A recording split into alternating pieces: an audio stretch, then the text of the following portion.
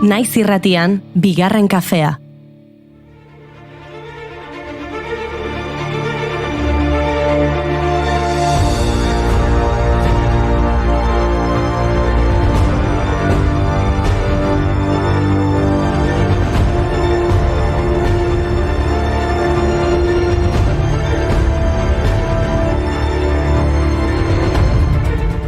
Arratsaldeon, egokitu ondo volumena, ondo jantzi aurikularrak eta entzunadi.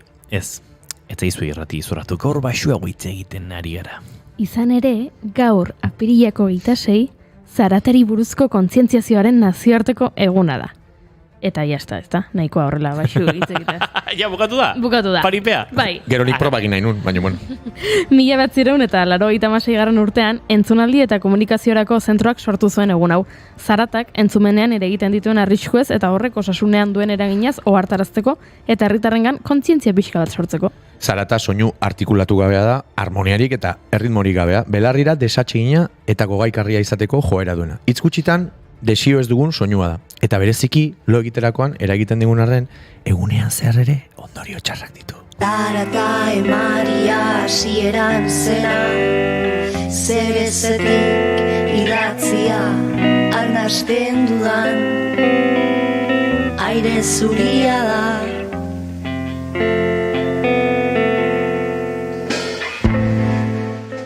Osasunaren mundu erakundiaren arabera, denbora luze 70 dezibel baino gehiagoko esposizioak kalte larriak sortu ditzake belarrian eta ondorio itzulezinak eragin. Esaten dute, entzumenak 16 ordu baino gehiagoko atsedena behar duela, 2 orduz 100 dezibeletako soinua entzuten badugu. Adibide batzuk jarriko ditugu hobeto ulertzeko. Etxea garbitzeko xurgaiagailu batek bataz beste 75 dezibelioko zarata sortzen du. Autoiera batek aldiz, 80 dezibelio. Maila horrek ezin egona eragiten du. Eta horixe izaten da polizia sirena baten volumena. Baina sirena hots batzuek besteak baino gorrotagarriagoak dira. Barruraino sartzen zaizkizu eta 86 urte pasarren entzuten jarraitzen dituzula dirudi.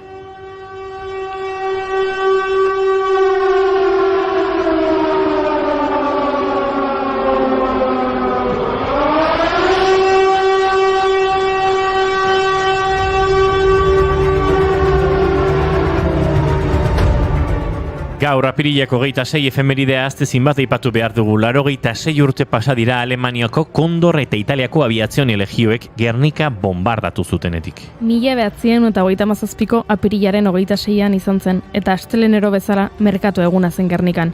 Erasoa arratsaldeko 4:20an hasi zen, eta 3 ordu eta 20 minutu iraun zituen.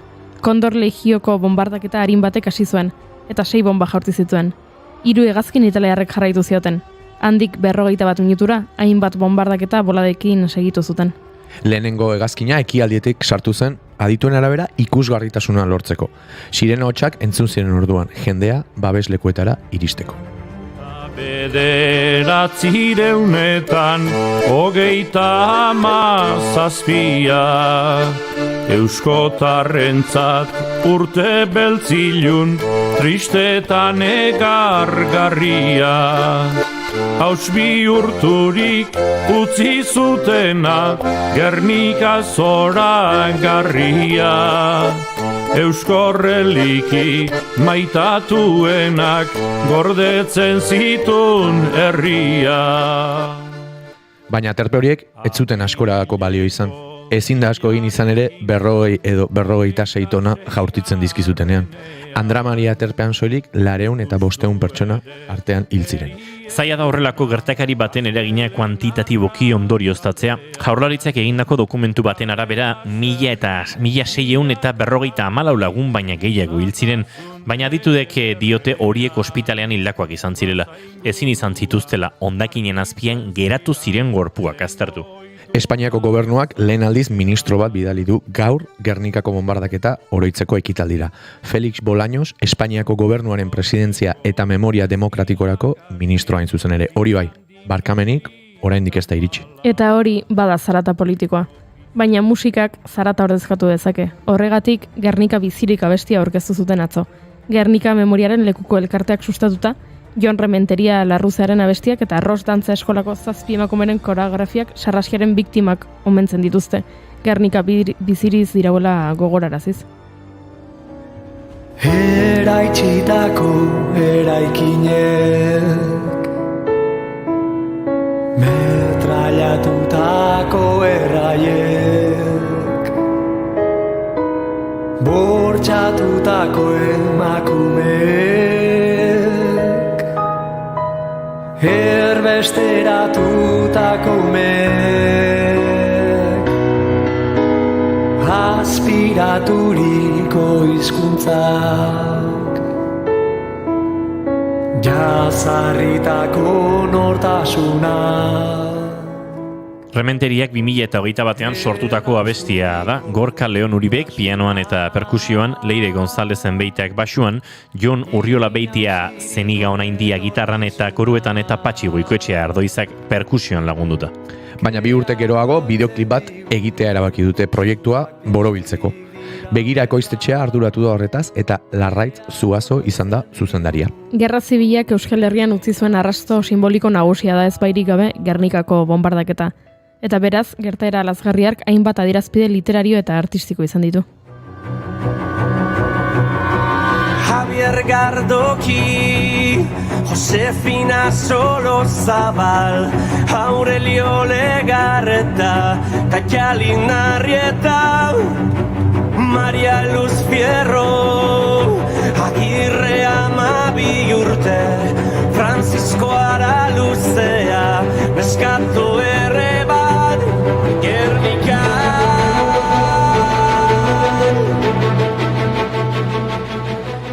Eta beste gertakari ilun bat aipatu behar dugu. Gaurko egunez gertatu baitzen Txernobilgo hondamendia.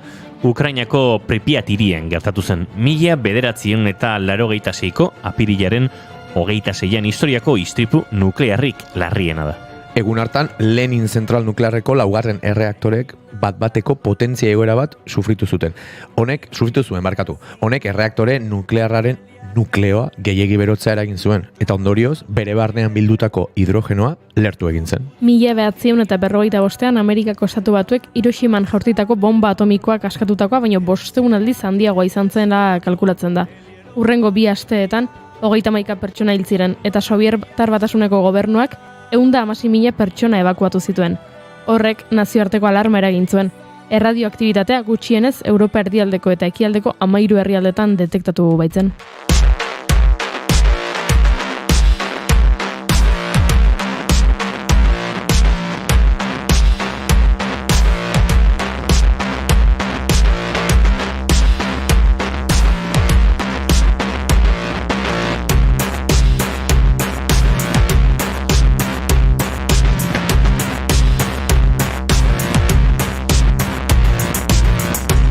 Beraz, ez dugu ospatzeko asko gaurkoan. Eskerrak gonbidatu ezin hobeak ditugun, arratsaldea alaitu edo pixka bate goxatzeko. Bai, asteazkena da, baina gaur zinemak musikari lekuak kenduko dio.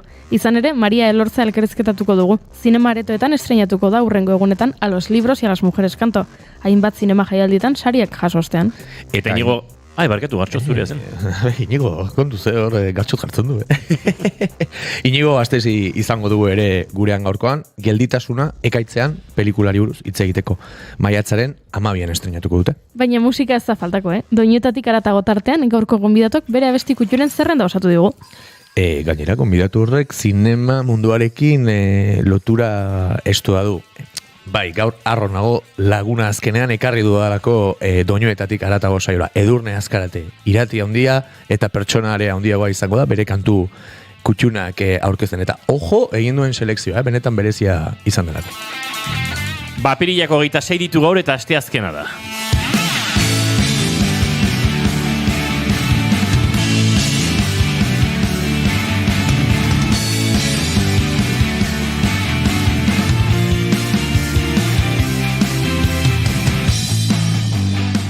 Zuekin Jaun Andreok streamingiz jarraitzen gaitu zuenok, hola monigote bat bezala ikusten duzuen gizona ez dakiz zer duen bere kamarak edo internetak, baina saiatuko gara konpontzen. Giza joa. Guapoa mutila baino, piskat eskasi ikustu zaio horreta. Gartxotun zain leton, arratsaldeon! Arratsaldeon eta bai, pertsonan asko irabazten dute. Stream jarren ez bezala.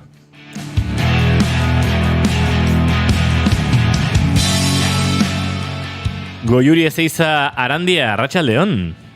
Oiri bakarrik, arratsaldeon. berari ondo ikusten zaio, interneta ondo, kamera ondo, pertsonan irabazi egiten du, baina streaming bitartez ere badauka berea, Eskerrik asko. Horrela beto, Asko zobeto. izketan ari zaizuena Iñigo Asensio Lurbide. Gaur bigarren kafeak 574 garrena du, arratsaldeak 4:16 minutu izango ditu 12 segundu barru, apirilak 26 ditu, gu 3 gara, urrengo 2 orduetan zuekin, bat egiteko prest. Ongi etorri, bigarren kafera, naiz irratian zarete.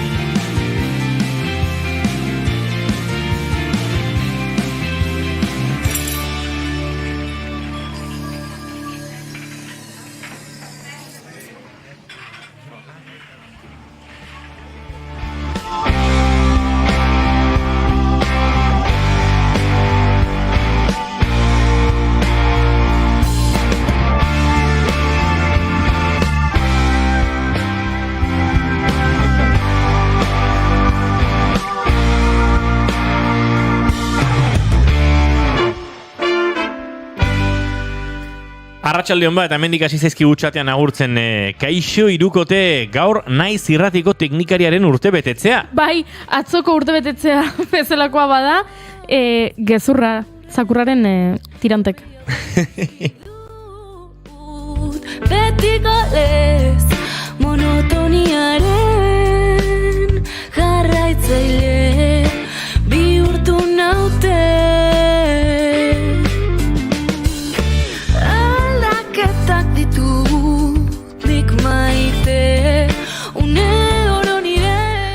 Tira batzutzuen asmatu Ander Zubilagarekin, baina gaur naiz irratiko teknikariaz ari dela Gorka Santesteban, pentsatu nahi dut Joar Aizpuruaren urtebetetzea dela. Beraz, guk bada espada zoriondu egingo zaitugu, Joar.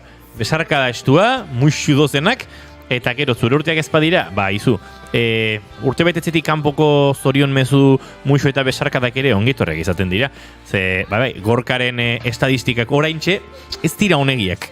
Baina uste dut, Barkatu Juri. kasu honetan egia dela, ze Instagramen storytxo bat ikusi dut. Bai, bale, Joarren urtea dira beraz, ez dago gaizki. Ikusi behar dezue, ikusi nahiko genukeen denek Goiuriren aurpegia atzo Ander Zubillaga kaletik topatu eta bi muixu eman zizkionean, eta Ander, bueno, zorionak. Ara Ander zorionak, eta besarkada bat, eta Anderrek besarkada eta bi muixuak onartu egin zituen, eta sanion, Gorkak esan dit, zure urtebetetzea dela, eta Anderrek, zer? Urtebetetzea, ez, berak pentsatu zuen beste gauza batengatik zoriontzen nuela, baino ez, Gorkak gezurra esan zidan. Bueno, Joarren egia omen da, beraz... Bueno, eta horre aipatzen duen ere bai, ez? Azkenan esan du, beste egi bat horrez Gorkak bukaeran. Irakurle taldean ausarketa politia egin zutela, ez da? Ez, urrengoa. Gartxot oso guapo! Gartxot, autoestima zemuz.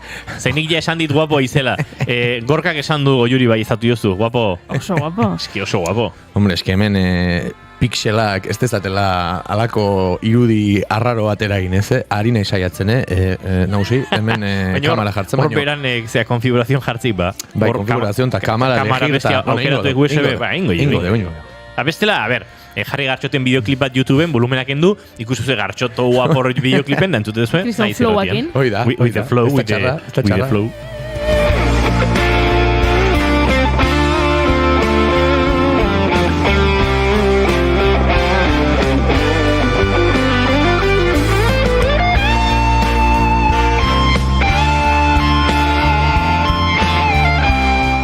Bueno, irudiak mejoratu baino internetak ez da egit Gartxot. Baina onda egia.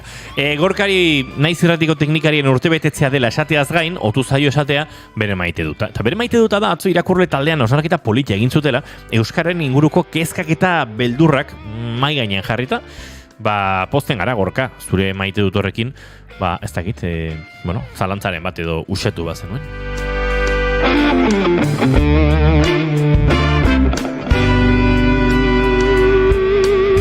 Eta Gartxoten maite dute entzun aurretik eta Goiurirena eta Nerea, Joar Aizpuruek konfirmatu digu, baietz, bere urteak direla. Eskerrik asko kuadria, bihotzez, ba. Zagatorra. Beste musu eta besarkada sorta bat, hau ja, baieztatu ostekoa. Aukera hanka puntetan gorputza eutsi nahian bilatzen oreka. Arratsaleko 4:20 eta guk maite dutei hasiera eman behar diegu, eta hortarako Gartxotun zain zuri egokituko zaizu. Bai, nire aste hontako maite duta da, guk pertsonalki barruan batzutan dauzkagun nola izaten da, emergentziazko plan guzti horiek, ez? Baina, asko izan daitezke, baina adibide oso berezi bat eman dut. Gaur egun denbora librea daukagunan eta hainbeste plataforma eta hainbeste eskaintza dago ez, batzutan oso zaila izaten dela zer aukeratu eta ze lagunen gomendiori kaso egin, edo ze filmineko puntuaziori kaso egin ez. Eta egoten da, zuek ere eukiko dituzue asteburuetan normalean, halako, pelikula bat zerbait ikusiko eta arte horiek ez. Eta hor pasatzen da, askotan erabakitzen jende askok tardatzen duela pelikula ikustu baina. Nik hori ere identifikatuta dakat, beste asko bezala abiaduran bizi naizelako eta maila batean obsesiboare naizelako, baina badaukat horrelako estrategia bat dela erabiltzen dudan webgunean, kasu honetan pirata da, eta ez dut esango, ez dakatelakola pagoko plataformaik, egiten duten estrategia izaten da, menuan lehengoa dagoena ikusi. Wow. Horrek zer dakar? Arriskutsua da. Bizitza bezala ez, eta ikusi dezakezu bat duela gutxi Oscarrera nominatuta egon den horietako bat, edo lehengoan ikusi nuen Ghosted deitzen zen oso eskaxa iruditu zitzaidan pelikula bat, baina, behintzat, nire emergentziako plan horrek usatzen hau pixkat tentsio puntu horretatik ez, erabaki hartzeko puntu horretan. Eta gustatzen zait behintzat nerviosismo puntu hori kentzen didalako, asko egiten dudalako, eta gustatzen zait ere emaitza beti ez delako nahi dena, baino bizitzan bezala ez, eta behintzat ikasi dut eta maite dut, ja enaiz estresatzen zer ikusi aukeratu behar duen. Webunean sartu eta lehengo dagoena, ondo edo gaizki. Bizipoza izan dut alboan. Beste Ghosted pelikula hortan Adrien Brody eta Ana de Armas eta agertzen ziren. Bai, hemen ikusten dut gosteado. Uste dut Amerika Latinan gosteado bezala itzuli zutela. Eskaxa irutu zitzan. Zer dan, Googleen Ghosted jarri eta gosteado agertzen zaidala. Lehenengo aukera ez dela. Ez ego Juri. Ez. Hemen bera goia topatu eta Ghosted formatuen. Nik euneko Gartxot, osea, zenbat aldiz saiatu naizen zerbait ikusten eta geratu naizen bilaketa prozesuan nekatuta eta ikusi ez. Beraz, ez dakit, holako zerbait egin beharko dudan. Goiuri ez Zarandia! Zer? Esnatu! Esnanago? Bai, bale, zina zure maite du da. Zuen kezkak usatuko dituen baite dut bat daukat. Erabaki dudalako pelikula bat egin behar dudala. Ara? Eta orduan ja ez duzue edukiko zalantzarik. Zer ikusi edo zer ez ikusi. Pelikula hau ikusi beharko duzue. Eta pelikula hau oinarritzen da benetan gertatu den egun hauetako gertakari batean. Izan ere, 3 erregen mailan, hau da, Euskal Herriko gailurrik altuenean estatua bat dago. Estatua hori da Francisco Xabierkoaren estatua. Eta 80ko hamarkadan norbaitek burua kendu zion estatuari. Dekapitatu egin zuten eta burua lapurtu zuten. Hau izan zen 1985 urtean.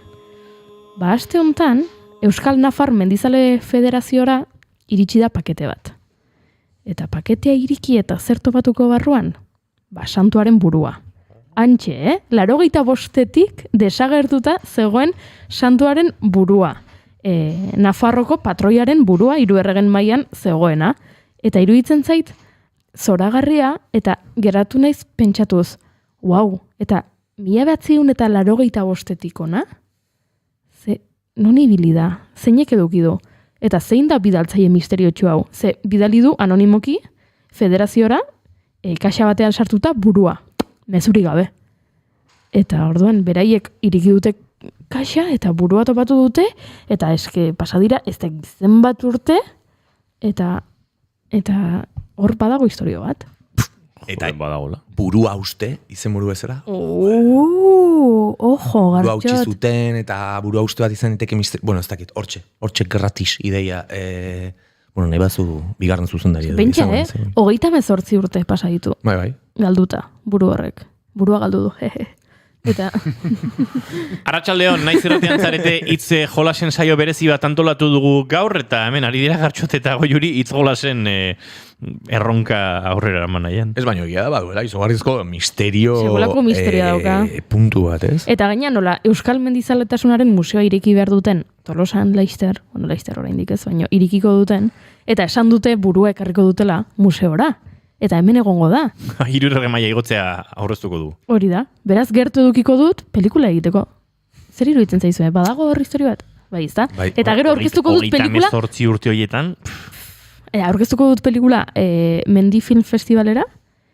Eta, gian epaimaiaren saria ez dut jasoko, noski, naiz delako zinemagia. Baina, haizu publikoarena edo? Xoxe? Xiskat, flashback modura du, inmedias res modura igual. Egingo duzu. Inmedias res. Zuk egin Goiuri eta ederra izango da. Sariak ez dira inoiz el buru izan behar. Wow.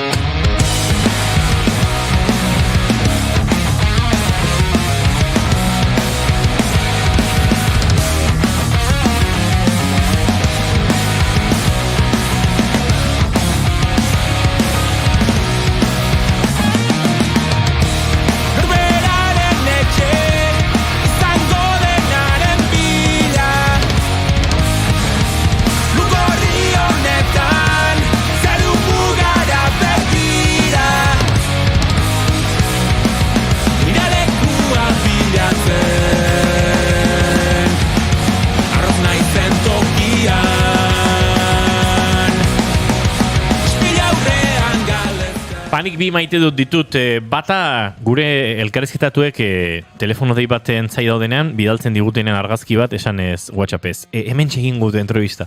Nolabait, kokatzea, elkarrizketatuan non dagoen, bada, ez da egiten energetikoki edo, testu inguru bat ematen dizu elkarrizketa egiterakoan, eta gure gaurko lehen gonbidatuak alaxe egin berri du, eta poza eman dit. Eta bigarrena da, norbaiten berri on baten zai zaudenean, eta badakizunean galdetzeak, akaso estres bat sortuko dula, zuke lagun horren bizitzan entzun nahiko zenukeen hori, ez da gizu gertatuko den, eta noiz gertatuko den, doron zaude hor, ez diot galdetuko, ez diot raiatu nahi, eta batean, txak, zen muz, eta horpeian irriparetik usten diozu lagunari, ez du, ara, hemen bada zerbait, eta azken egunetan horrelako momentu bat gertatu zait, eta esan, boza hondi hartu dute lagunagatik, eta, batez ere, insistentzia hortan ez agobiatzeko, autu hori hartu izanagatik, eta, hori da nire gaurko maite dut.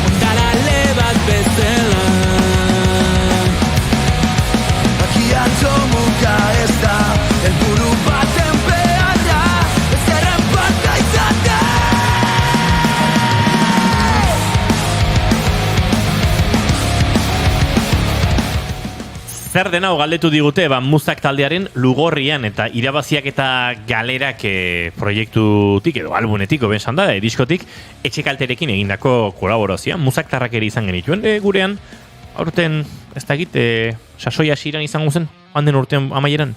Pasaden urtean. Pasaden urteko urtearen amaieran, eta ez da egit, laizter igual berriz ere gurera urbildu beharko ditugun, edo ez da egitu. emozional jartzen ari nintzen inigo, pentsatuta hemen dik zenbat sortzaile eta zenbat pena merezi duen jende pasa den. Markatu altu pentsatzatik, baina hala da, Asko da, bai. Eta batzutan... Horren beste aztu egiten zaizkigula. Arraro dirudioz, baina hori entrevistatu dugu, ez, bai, eta zalantzan geratzea, ez, jakin marko zenuke entrevistatu duzun ala, ez, baina hainbeste jende, hainbeste alorretakoa izaten da gurean, azkenen batzutan zalantza egiten duzula, ze, ez dakit, badago jendea entrevistatu nahiko zenukena, eta igual visualizatzen duzu entrevistatuko izan bazenu bezala, eta horrelako kontuak gertatzen dira. Edo proposatu diozu, eta esan du, ezin duela, baina urrengoan etorriko dela, eta orduan zuk pentsatzen duzu, baina berarekin hitz egin genuen, beraz, agian etorriko zen.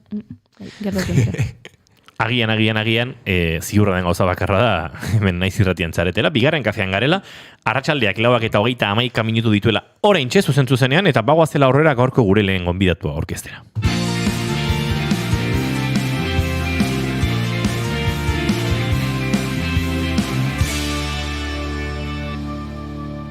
Emaiozu bigarren aukera bat egunari. Naiz irratian, bigarren kafea.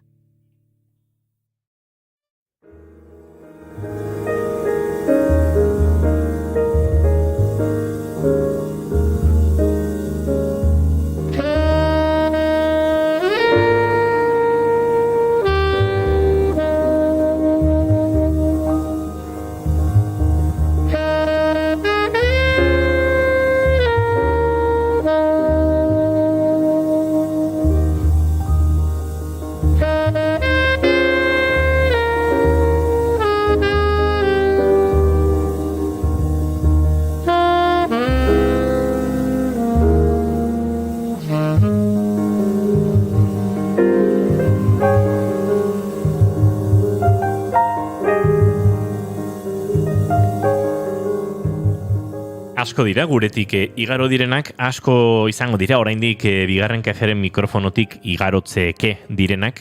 Akaso zain beste, baina bai, batzuk izango dira, euskal errealitatea zabala da oso. Baina asko dira, behin baino gehiagotan gurean izaten direnak. Izan ere, badirelako saltsa ugaritan dabiltzan sortzaileak, eta bestetik, batzutan sortze prozesu berdinak ematen dizkigulako aitzaki bat, baino gehiago, eurekin kafea hartzeko. Kantu aukeratu dut, izpide izango dugun pelikulan jasak badulako bere pixua, momentu konkretu batzuetan, eta hain zuzen ere, datorren maiatzaren 12an estrenatuko delako, aurtengo zinemaldian eusean genuen euskal produkzioetako bat, gelditasuna ekaitzean edo La quietud en la tormenta.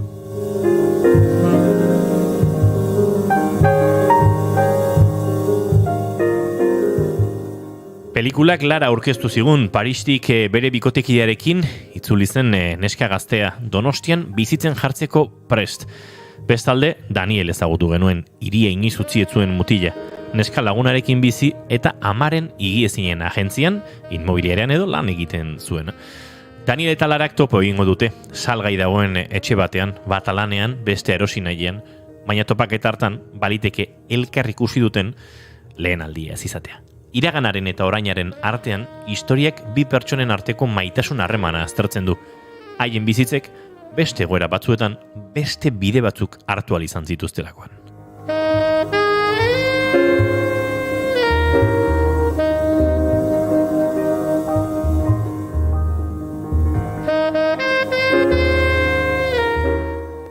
Alaxe dio pelikularen sinopsiak, azken lerro hauetan, aukera bat izan zen iraganean bizitzak bestelako bideak hartzeko. Pelikularen inguruan izan genituen gurean Alberto Gastesi eta Alex Merino, eta eurekin batera Inigo Gastesi. Lehenbiak zuzendari eta gidoilari, hirugarren hau aktore protagonista eta ekoizle Alberto Gastesi anaiarekin batera. Tira, lagun artean ez, baino laguntasun handiz egindako proiektua da, eta hirurak izan genituen gurekin zinemaldian, aurtengo bigarren kafearen denboraldi hasieran. Gaur maiatzaren 12ko estreinaldi horren aitzakien Inigo Gastesi ere gonbidatu dugu gurera. Inigo, arratsaldeon eta ongi etorri berriro, bigarren kafera. Arratsaldeon denei. Aizu, aipatu dugu aitzaki ezberdinak, antzerkiak, zinemak ekarri gaituela, edo ekarri zaituela gurera, eta gaur ere bestea proiektu askorekin gertatzen da, zinema jaialdietan abiatu, eta horrelako batean iristen dela zinema aretoetara heltzeko momentua. baina zuen proiektuaren ekoizpen prozesua pixka bat ezagutzen dugula, uste dut, pelikulak mugarri espero ez ziren asko eman dizkizuela, batetik zinema jaialdietan izan duzuen bide hori, bestetan azkenik iritsi dela, zinema aretoetan egoteko aukera, eta haze aukera, gero aztertuko dugu, baina aretu garitan, irugaritan egongo da, gelditasuna ekaitzean. Bai, justo azalpen hori ematen nahi zitarten, burura etorri zait, edo nola ezagutu ginen, eta nola beste antzeslan batengatik, egon nintzen han, Kandio Urangakin, eta gero, afaritxo baten genuen, ez? Eta afaritxo horretan, nik komentatu ditun, aber urrengo baten eoten gehan, ez? Ni buruan ja baneukan proiektu hau, eta guain pasazaizkit ez dakit, 10 irudi, hola, egindako ibilbideakok, eta egia esan, eske, oso berriz kontatzea, baina, bai, gauza asko gertatu zaizkigu, denak oso onak, edo ia denak, eta kasualidade asko eukitugu, ez dakit, milagros ez esango, baina esperientzia harra eukideu jasotzen nahi geha, amez bat ezelakoa, ez? Azkenen familia arten, nik beti izan dut anaiakin lan egitea dela nire amets bakarra, mundu honetan, lan honetan, eta ja lehenengo pelikula behakin izatea, lagun arten, beti izaten den bezala, giza energi hain baikorrakin, eta gaina gauzak ondo ateatzea, ez? Festival eta festival garrantzitsuetan gure espazio aukitzea, guain eman digute beste berri bat, Errumaniako festival baten egongo gea, oso garrantzitsua dana, gehiago ezin dut esan, baina post-pozik gaude, gauza pilo bat egiten, eta lan da lan, baina bai, iritsi da eguna, maiatzak 12an egongo gea, eta, saiatuko gea disfrutatzen, eta ea ondo dihon. Ea gustatzen dut. Trailerra entzuten eta ikusten ari gara, eta antxe ikusten ari gara, bi protagonistak topo egiten duten unea. Zauriak bizitzaren parte dira, Daniel. Nien hau zauritua. Ez, zu denporan galdua zaude. Ez, Juan. Entonces venís de París. Hor ikusi dugu, hainbat momentu bere pisua dutenak, ez? Denboran galduta zaude esaldi horrek, filma osorik ikusi duenarentzat ere badauka pisu garrantzitsu bat, Inigo, adiskidetasunari begira hor ikusi dugu Aitor Beltran ere, eta uste dut badela, ez? Zuen aspaldiko lagun bat, aktore puxka ere, hemen izan genuen bigarren kafean, eta aritu ginen pelikularen inguruan, eta horrek ere erakusten du, ez? Maila handiko eta profesionalak diren aktoreak bildu dituzuela, baina era berean, familiartasun edo goxotasun hori galdu ez duen proiektu bati loturare eman diotela. Bai, honen, nik uste honen errue, edo honen arrazoia Alberto gala, ez? Alberto, beak berez, nik beti izatet, familien talentu daukena beha gala, eta orduan beak ezagutu dituen jendea bere bizitzan zeharrez, edo bere ibilbidea, kuadrilla artistikoa eraikitzen jundana, beste talentu pilo bateko artista dia, ez? Eta orduan berez proiektu honen genesia esan dezagun irudi bat da, eta irudi horretan bai Nina, bai Loreto dago aspalitik ezautzen deuna, eta Aitor zeone, bai. Eta hortik hasila, eta hortik, beha hasitan, eta proiektu osoa ere ekitzen, gero ja inazten, eta gero ja, azkenik, filma sortzen, ez? Baina, nik uste, Alberto dala erruduna, gauza guztionen, izan. Bai, ez Inigo, aletu behar nizun, ipatu duzu Errumaniako jaialdi hori, azken orduko berri hori, eta, kontatuko duzu ez zehatzago dagokion momentuan, baina bideo honetan bate mata azuko dut, baina Donostiako nazioarteko jaialdian zinemaldian egon zineten, elkarrizketatu zintuztegun proiektuaren inguruan, Xixongo nazioarteko zinema jaialdian egon zarete, Eibisakoan, Euskal Zinemaren astean, Malagan, Mafizen, Bartzelonako autore jaialdian, eta baten batzuk akaso azuko ditut, baina jaialdietan bide luzeta oparoa egin du pelikulak, eta esaten honez, jakinik zenolako apostu egin duzuen pelikula hau ateratzeko aurrera hain denbora estuan, zinemaldira heltzeko, batean ez dakit alako lasaitasun, goxotasun bat ez ote den bueltan etorri. Bai, azkenen nik uste nire ilea galtzeko arriskoa pasadala. Arrisko hori hartu genuen, eta zorionez oso ondo atea da, eta guai beste ikustegi puntu batetik ikuste dena, ez? Eta bizitzen dute bai. Egie da, festival bakoitzean, proiektzioa eta gero jasotzen nahi gehan, jentearen berotasuna esan dezagun oso ondia dela. Eta netako bintzatoi da, ez garrantzitsuena, baina bai produktua edo filma baduela bere zeresana eta iristen dela ikuslei. Eta zer esaten nahi nintzen, guain beste ikustu jatetik, beste energia batekin duzitzet, arrisku ikenduta, eta ja ikusita, eta sinistuta, bai. Hain beste esportua eta hain beste energia eman diotun proiektu horrek baduela bere kalitatea edo bintzat jenteari gustatzen zaiola. Orduan, puntu horretatik iguan ja fiskalantaiago, eta nik uste estrenaldi eta aurre estrenaldiak eta Madrilen nengo gea eta bidea horiek lasaiago bizi izango ditudala eta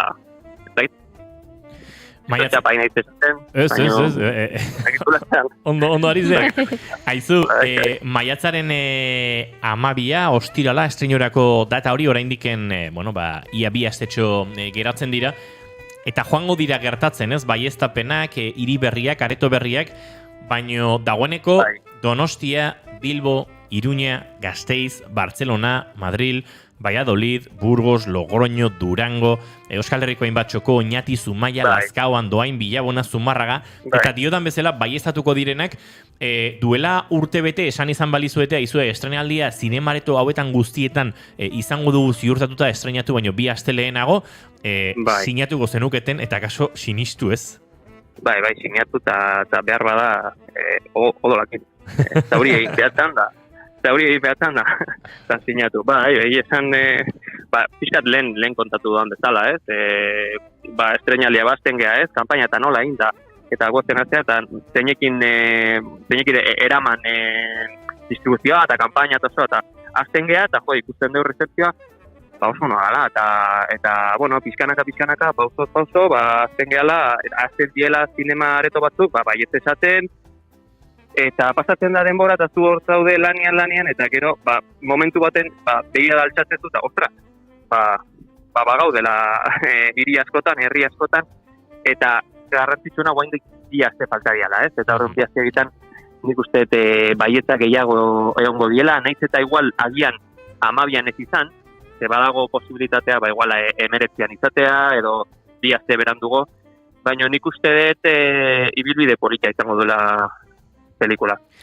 Maiatzaren 12an, udaberri giroan bete-betean, eta esango nuke film honek duen dualitatearen baitan, inigo, bada, nik uste dualitatea zaugarri bat, ez? Bi une, bi bizi modu, bi gauza, bi eredu, bitasun hori oso presente dago, negua eta euria eta udaberri edo kolore udatiarragoa ere badituela, eta kaso jendeak pentsatuko du aretora sartzen denean oso pelikula euritsuan murgildu dela, baina pelikulak ematen du beste aurpegi hori ere, eta beraz zinemaldian udazken giro harretan oso ondo ikusi genuen, baina udaberrian ere oso ondo ikus daiteken filma da, aurrera doan ala, ez da?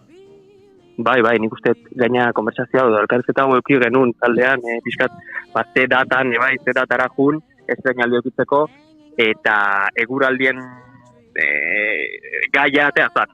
Eta zuk esate dezun bezala, ikusten dut dualitate hori, eta udaberriko ematen duen, nola esaten duen, udaberrik ematen duen urte berriaren gaztetasun horretan, badu bere espazioa, eta nik uste jendeak atxegingo duela, nahiz eta pelikula euritsua izan dut, estena batzutan euria izatea beste pertsonai bat, ez? Eta hirie bai, da, pertsonaia, baino dualitate horretan badauka espazioa, eta nik uste goxo ikusiko dutela pelikula. Aizu, maiatzaren 12ko estreinaldi hori, zinemetan izango den estreinaldi hori izan dadila arrakastatxua, Inigo Gaztesi, gelditasuna ekaitzean, edo La quietud en la tormenta pelikulako, esan da bezala, protagonista, ekoizle, besarkada bat, zuri, Albertori, Alex Merino eta talde guztiari, eta, bueno, aretoetan ikusiko dugu, entzule egon dadila lasai, ze joango da baieztatzen zuen herri eta antzokietan proiekzioa horrengo asteetan, baina jaialdiek ere jarrai dezatela, irripartxoak ateratzen, ze horrek ere goxatzen du, zinemagilea. Vale. Mila esker denei zuei. Beti placer bat da, zuekin izaitea. Inigo Gaztesi, eskerrik asko eta laizter arte, zaindu. Vale, jaio. Without your love, it's a melody played in a penny arcade. It's a Barnum and Bailey. Ella Fitzgerald eta The Delta Rhythm Boysen kantu honekin, It's Only a Paper Moon, bueno, atzori bili genuen, Ilargi eta Ella Fitzgerald bueltaka, eta gaur ere egokitu zaigu, beste bide batetik, bebop giroan nahi genuen aritu, eta alaxe gertatu da. It's phony, it's plain to see how happy I would be if you believed in me.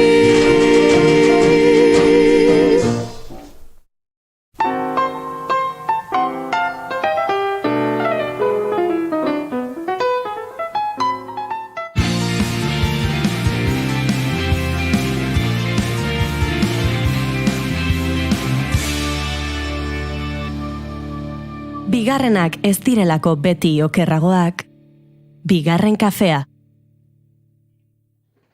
Eta aurrera egin behar dugu, zinema alde batera utzi eta gaur musikak ere noski bere tokia izango duelako, hemen bigarren kafean. Baina bagoaz aurrera, benetan.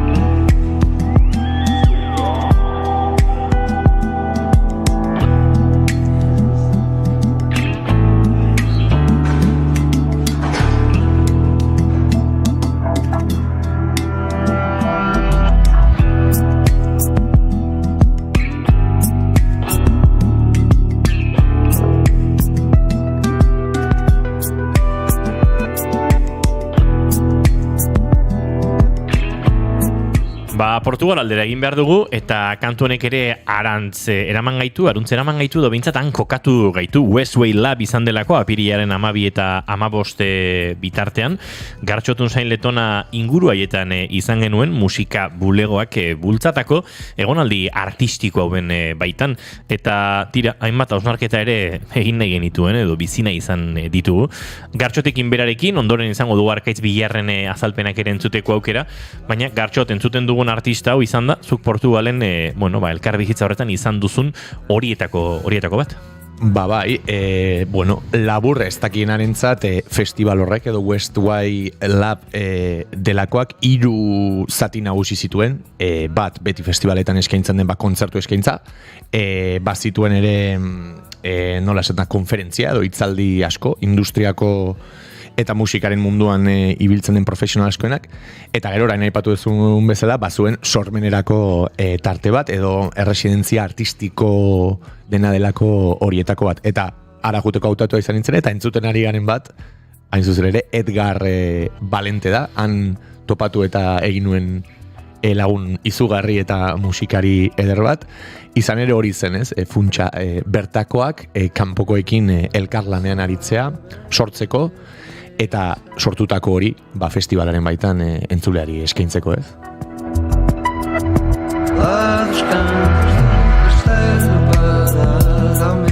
Edgar Valenteren Mazelada entzuten ari gara, bandua bere proiektuarekin osatutako kantuetako bat.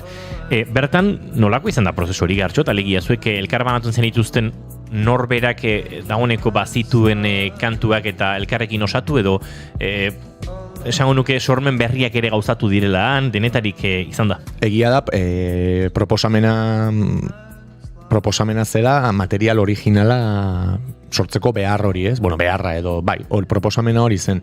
Eta egia esan ikustet, deno dauzkagula barruan iraganeko melodiak edo pendiente dauzkagun gauzatxoak, esaten den bezala, baina egian dena oso naturala izan dela, eta esango nuke zerotik hasi garela elkarrekin lanean. Naiz norbera ez den inoiz zerotik hasten, ez? Orduan, nire kasu espezifikoan, Rita Sampaio deitzen zen emakume batekin tokatu zait elkarlanean aritzea. Zenan 8 ginen, bikotetan banatuta, naiz denok udaleku baten moduan konpartitu dugun astea, baino lana bikotetan egiten zen. Eta orduan, guk zerotik ordu erdiko kontzertua sortzeko ardura genuen, aste santua zen, batean prozesio bat entzun eta ideia hortik abiatu genuen, ritmotik, gero akaso Ritak bazuen zaborrontzian edo egiteke ideia bat, eta hori planteatu, bestearen ekarpena gehitu, eta material originala sortu duguan, sortez ere ona ekarritakoan igual hemen etorkizunan landu beharko den zerbait ere, eta hori ere onuragarria da, baina esango nuke, ekarri dugun edo sortu ditugun abestiez gain, han sortu den laguntasuna, eta pixkat musikarien arteko interakzio natural hori dela azpimarratuko nuena, ere aipatzen genuen oso zaila dela sorkuntzan, sorkuntza bide bezala bizi dugun edo bizi duten askok ez duten normalean alako tartea ukitzen, ez? Egun osoa horri dedikatzeko, ez? Normalean mila burua uste ditugu inguruan. Orduan izan da... Zarata gehiagik gaur zarataren aurkako mundu eguna da. Hori da. Orduan izan da, privilegio handiena lau egunetan zehar goizean jeki eta oheratu arteko lehentasuna beste norbaitekin musika sortzea izatea, ez? Firmatuko nukenik ere gazte sekzion bezala odolarekin hori egunero egiteko paktu bat, baina horrekin geratzen naiz beste gauza guztien gainetik pixkat egindako harreman eta harreman horiek zuten kontestu lasai eta produktiboarekin. Westway Lab honen webgunean badaragoneko esperientziaren osteko bideo bat, elkarbanatzen ari garena, gainera gure streamingean.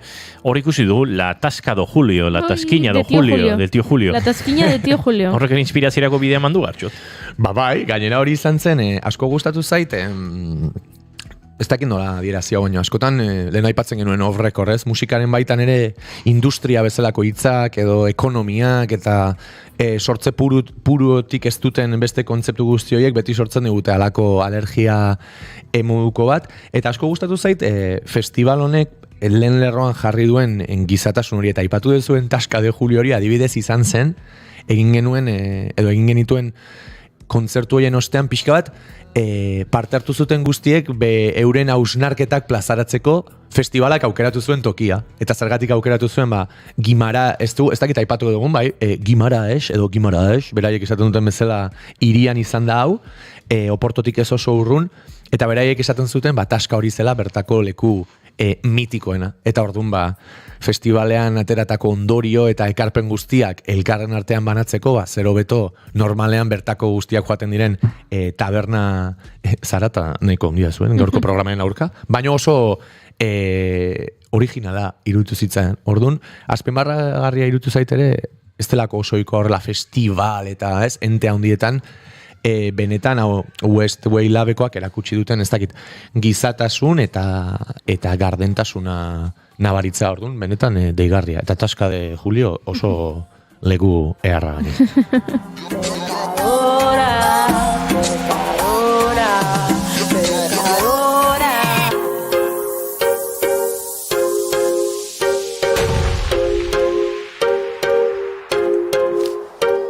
Me confieso, Padre, porque he pecado, por todo el peso del cuerpo de su deseo. Fariseos en el púlpito, prepara la odisea, la más sucia de la tierra prometida.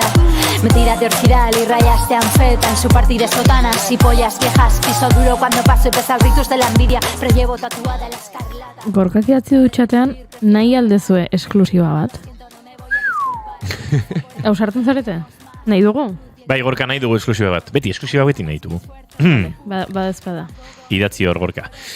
La Furiari gara entzuten, Gartxot, zurekin batera han egon zen proiektuetako bat, Pekadora kantuari gara entzuten.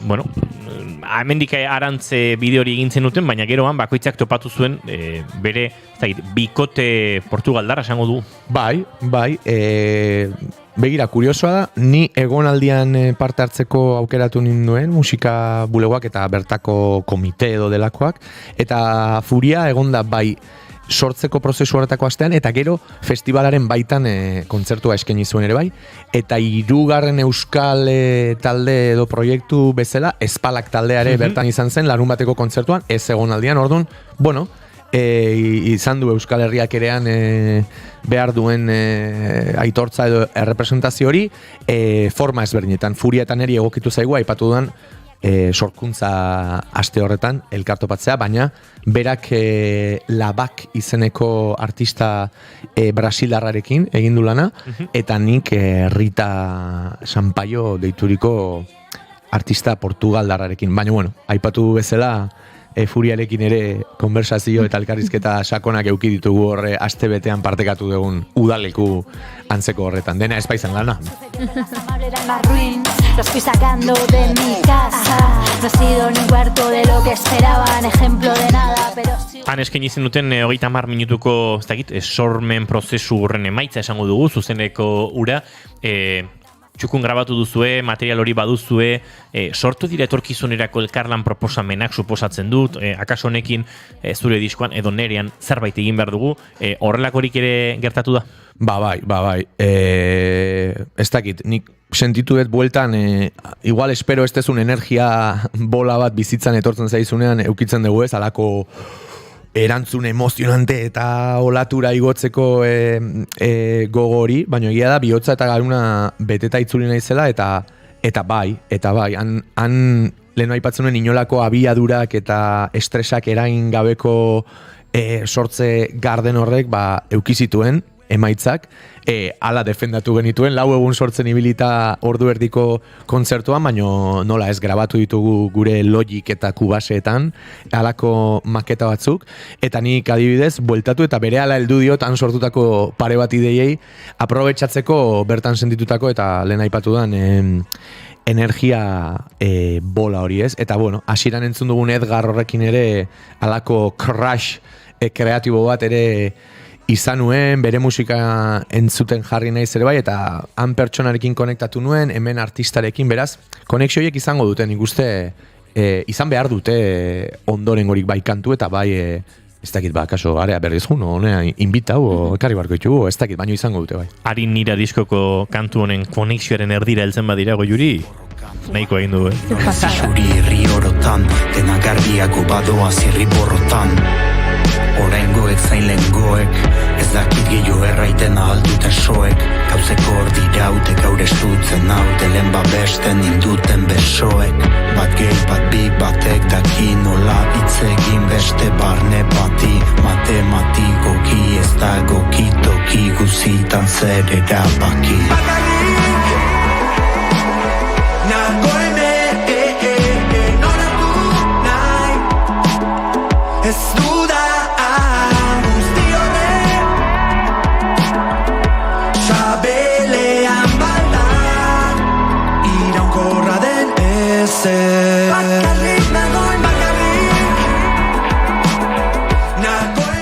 Aurreko astean ez dakit zeren arira eskatu nizune soldatan euro bat igotzeko inigo, baina akaso hemengo promozio guztia euro bat ez, euneko bat. Euneko bat, akaso euneko bat ere kendu barko jaso hemengo promozio honengatik, Baina bai, profundo jarriko naiz, eta odeiekin egindako elkarran honetan ongarri nagusi zen gizatasun hori da Portugalen izugarrizko kantidaetan nabaritu dudana, eta argatik esango nuke, etortzean ere horrelako energia eta motivazio bola bat sentitzen dudala, ez? Kantu hau entzuten dudan bat zela. Oraino goizot edan noiz galtzen den norbait eta noiz norbera.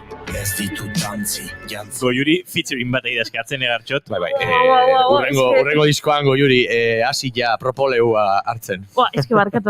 Noiz galtzen den norbait eta noiz norbera.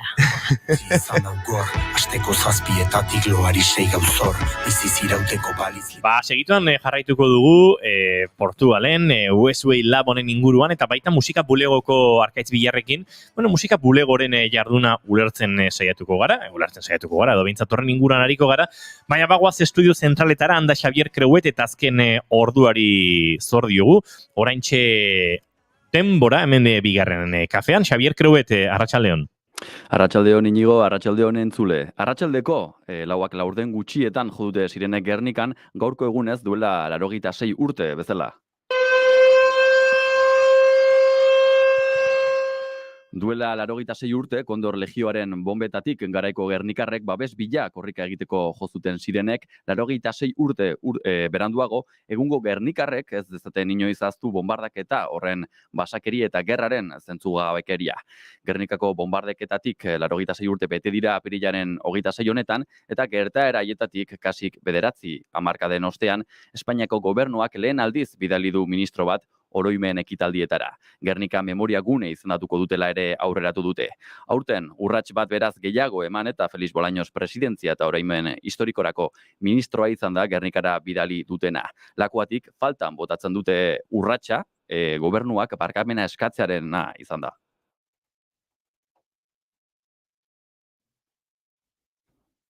Ekitaldietan, Espainiako gobernuko ministro bat izango da lehen aldiz. Urrats positiboa da, zalantzari gabe. Baina, arraroa zirudien, 8 hamarkada baino gehiago eta 55 urte baino gehiago behar izatea demokraziaren garaian lehen urrats hori emateko. Pozten naiz eta eskertzen dut. Duela 2 urte, Ildo beretik, esango dugu 4 herrialdetako egiaren batzordek jasoko dituztela bakearen Gernika sariak. Argentinako, Hego Afrikako, Timor-Leste eta Kolonbiako egiaren batzordei eta gatazkan dauden eremutako adingabeekin lan egiten duten Araba, Bizkai eta Gipuzkoako elkarten plataformari emango dizkiete bakearen Gernika sariak. Arratsaldeko 6:30 aurrera Gernikaren bombardaketaren urteurrenaren murgilduko gara eta bertan emango dizuegu informazio gehiago, informazioaren ariaren 3. edizioan. Bitartean, politikara salto egingo dugu. Meritxell Serret kontseilari kataluniarrari urtebeteko gaitasun gabetzea, ezarri dio Kataluniako justizia auzitegi nagusiak, desobedientzia delitua egotzita urriak bateko erreferendumaren antolaketan izan zuen parte hartzeagatik. Urtebeteko gaitasun gabetzeaz gain, 12.000 euroko isunare ezarriko dio epaileak. L'octubre no només no va ser delicte, sinó que va ser una expressió democràtica massiva que responia a un mandat d'una majoria parlamentària. La sentència emesa avui no és ferma. Presentarem recurs i em continuaré defensant fins on calgui. Eta bukatzeko Iberdrolak 1,485 milioi euro irabazitu urteko lehen hiruhilekoan, hau da 140ko hazkundea izan du. Argindar enpresak bere irabaziak Espainiako estatuan eta Britania handian oinarritu ditu. Eta besterik gabe Euskal Errepidetara joango gara, eta esan, A1 errepidean istripu larria izan dela 386. kilometroan Domeniliagan, Madrilgo norantzak. Besterik gabe, arratsaldeko 6etan, voltatuko gara informazioaren 3. edizioan, eta urren arte, bitartean. Eskerrik asko Xavier Creuet, esan da bezala 6etan informazio gehiago hemen naiz irratian, guk aurrera egingo dugu eta aurrera egiteko Portugal inguruan jarraituko dugu Isa Linen kantuanekin.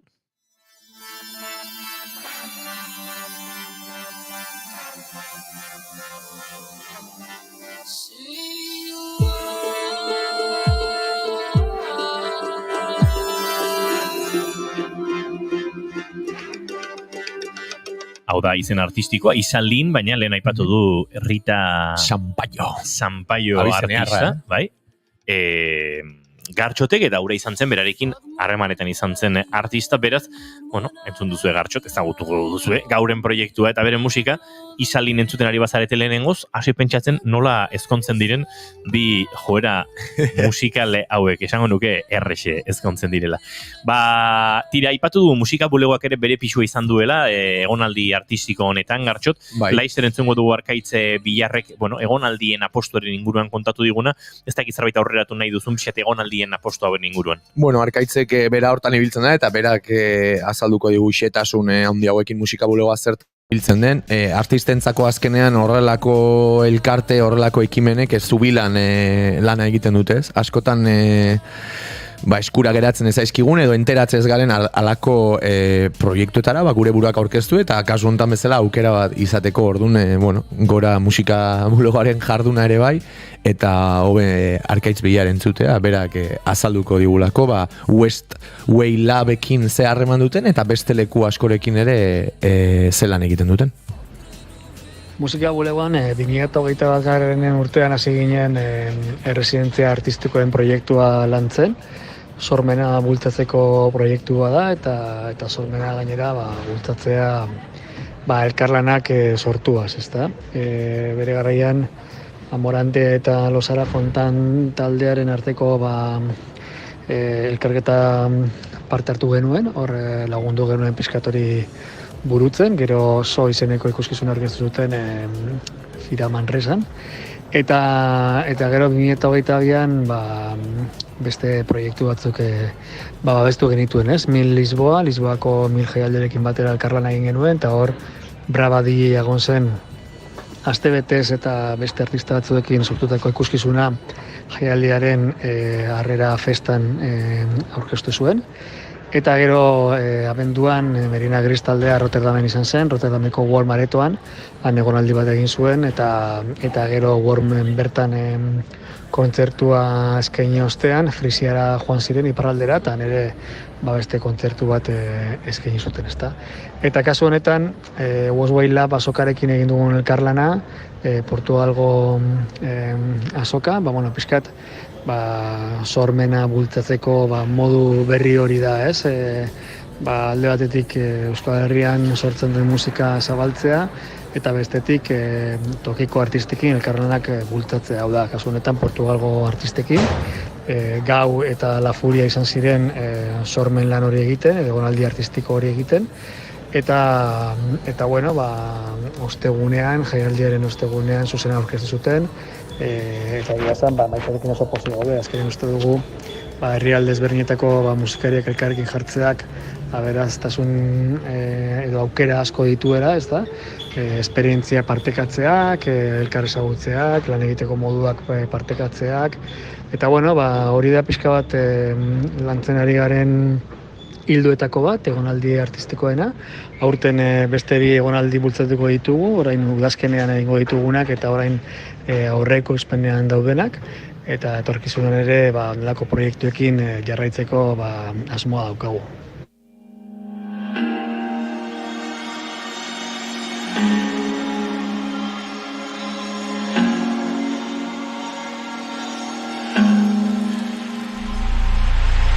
See, I'm a race, I'm a gangster, I'm a liar, and I am a prankster.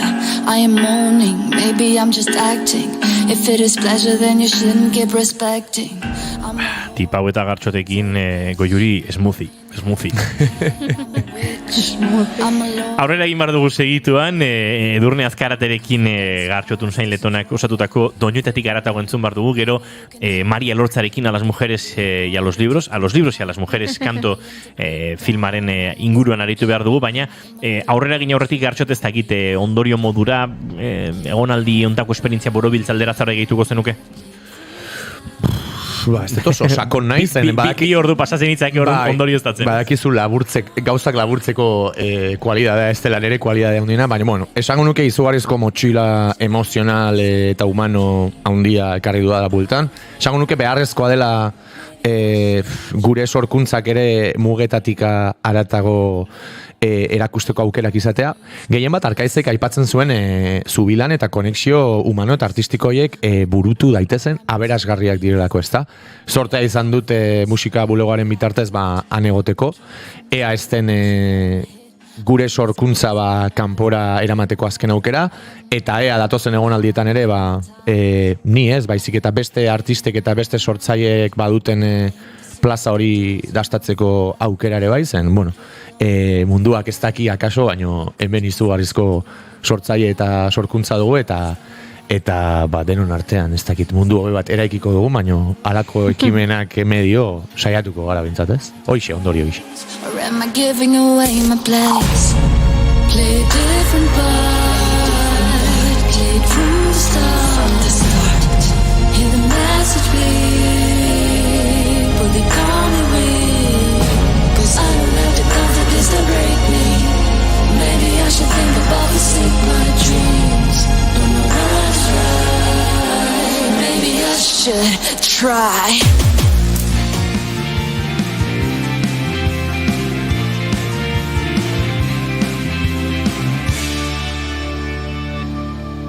Keep Calm and Bigarren Kafea. Etaren bai aurrera egin aurretik Gartxot eta Labur, Edurne Azkaraterekin izan zara, doinetatik haratago osatzen, aktore bezala puri-purian eta bere unerik gorenean ez dakit, baina akaso gorenean dagoen emakumea lagunare baduzu, zegirotan murgilduko gara? Irati ekarri dugu, irratira. Eta zuk etxetik ekarri duzu irratira. Ez, orain gaur nago azita esaten dena. Ez, baina, Edurne laguna handia dut, eta aitortu bardet, eta gaina onartu gait, kostatu zaitela, zen atope dabil, eta argatik maite eta asko ere ni bezala izugarri despistatua da. Baino egin ditu etxeko lanak, eta ekarri dizkigu gurera, lau doinu.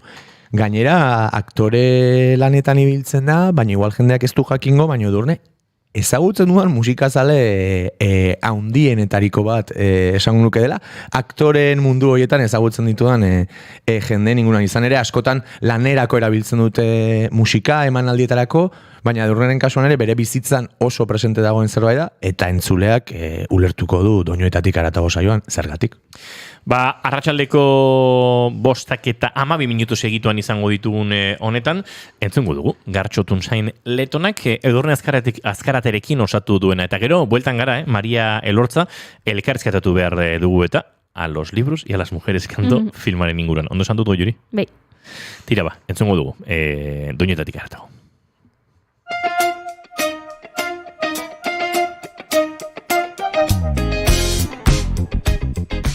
Kaixo, ongi etorri doinuetatik haratago podcastaren atal berrira. Badakizue astero biltzen garela hemen pertsona ezberdinen kantu kutxunak zeintzuk diren ezagutzeko. Eta gaurkoan betiko legez emozionatuta nago, izan ere telefonoaren bestaldean dudan gonbidatua izugarri apreziatzen dut. Bai pertsona bezala, bai sortzaile bezala, eta bai beti aurrera begiratzeko ikuspuntu hori duen pertsona bezala. Iñaki Ziarrusta da, gaurko gure gonbidatua. H teatroaren sortzaile eta sua, esango nuke. Nik pertsonalki Kaskarot obran parte hartu izanagatik ezagutu dut H teatroa, eta baita beraien ibilbidea ere bai. Nahi duenak investigatu dezala pixka bat antzerki konpainia honen nondik norakoen inguruan. Jakin euskeratik eta euskeraz ari direla. Euren obrak sortzen eta aurkezten, urte askotan zehar, esango nuke. Iñaki Ziarrustak erakutsi dit norberak bere talaiari eutsi behar diola, eta askotan ez dela erresa, izan ere parean daude kontrolatzen ez ditugun ez dakit aldagai asko, baina ezagutu nuenetik esango nuken ere pertsona favoritoenetarikoa dela, akaso sorkuntzaren inguruan, ez dakit, nora ez hori sentitzen dudanean nire barnean ez. H teatroan bai Iñaki Ziarrustak eta Naia Muñozek asko erakutsi zidaten, lanaren balioa nun dagoen ikusten, eta beraiek eman zidaten aukera antzerki munduan lehen aldiz, ez dakit, modu profesionalean aritzeko, ez? Prozesu horretan gainera, musika ere sortu izan diot, H teatroko obra batzuri, eta argatik eskatu nahi izan diot Iñaki Ziarrustari kuriosidade utxez bere kantu kutxunak zeintzu diren. Izan ere, kotxean edo furgonetan pasa ditugu, ordu batzuk handik eta hemendik, eta interesgarria izango zelakoan bota diot gonbita. Beraz, entzun dezagun Iñakik bestaldean zer dioen?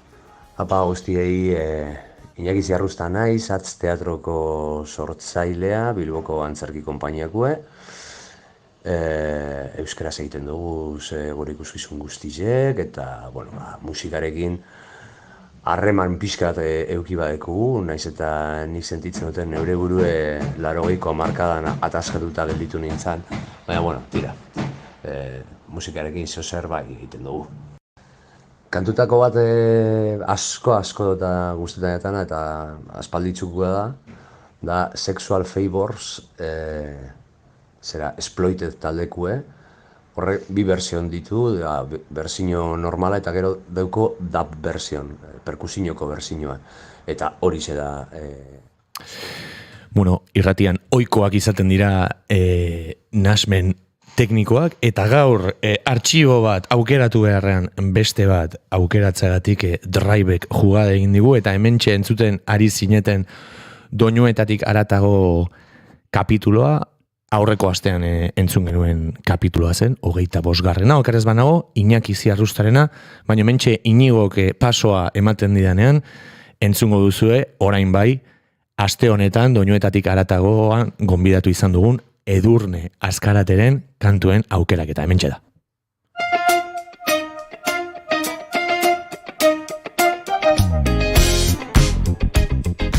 Iepa, ongi etorri entzuleok doinuetatik haratago podcastaren atal berrira. Badakizu hemen bigarren kafea saioan, ordu erdiz, jendearen kantu kutxunak entzutea helburu duen podcasta dela. Eta gaurkoan, aste honetan, beti esaten dudan moduan, emozionatuta nago, zergatik ez? Azken finean, proposamen hau bidaltzen diet lagunei, ez? Eta telefonoaren bestaldean ez dakizu inoiz jendeak nola erantzungo dizun eta zer erantzungo dizun, eta biltzen du nahiko zirrara norbaiti proposatzen diodanean euren kantu kutxunak aukeratzea. Eta aste hontan lagun bat gonbidatu dut gure artera, badakidalako bera oso eta beste oso bat esango dut musikazalea dela. Edurne Azkarate lagun handia daukagu gaur gurean, askok aktore gisa egiten dituen lan bikainengatik ezagutuko duzue. Ziurrenik gainera duela ez asko pantaila handian ere ikusi duzue, Irati bezalako euskal zinemagintzako fenomeno handi baten protagonista delako, beste jende askorekin batera.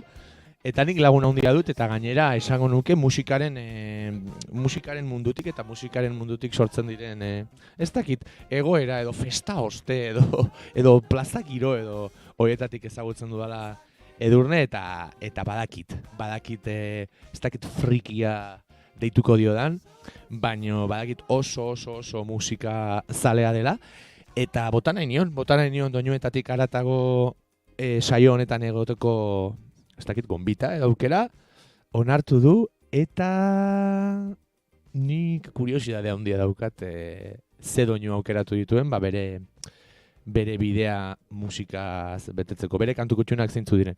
Beraz, telefonoaren beste aldean dugu, okerez banago, bai, Edurne?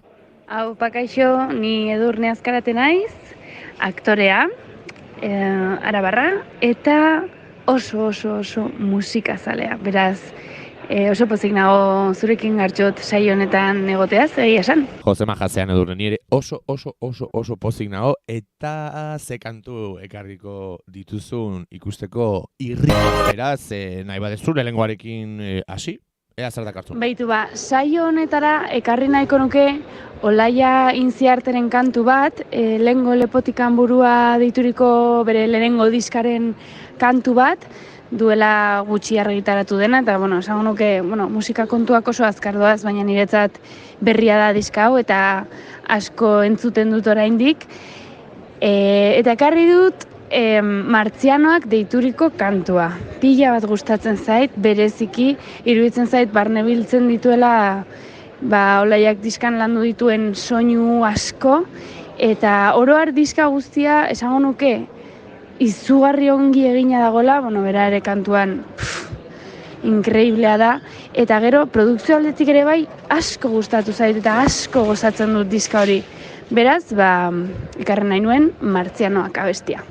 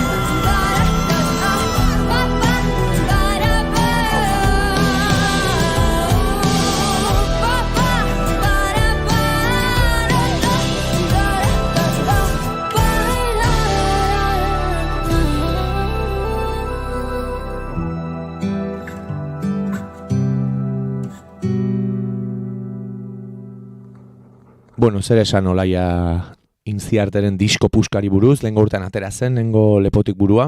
Aurretik ere musikan ibilbide luzea duen pertsona, gure programan ere izan genuen, eta aipatu genituen bere nondik norakoak, esan bezala ibilbide luzea duen emakume bat, baina lehengo urtean bere proiektu edo bere izena duen proiektu pertsonalaren lehen lagina erakutsi zigunez.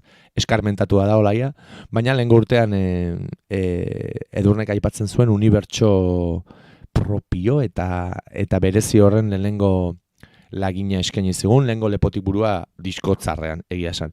Oso zalea naiz ni ere bai, esplikatzea konstatzen zait Olaiak ze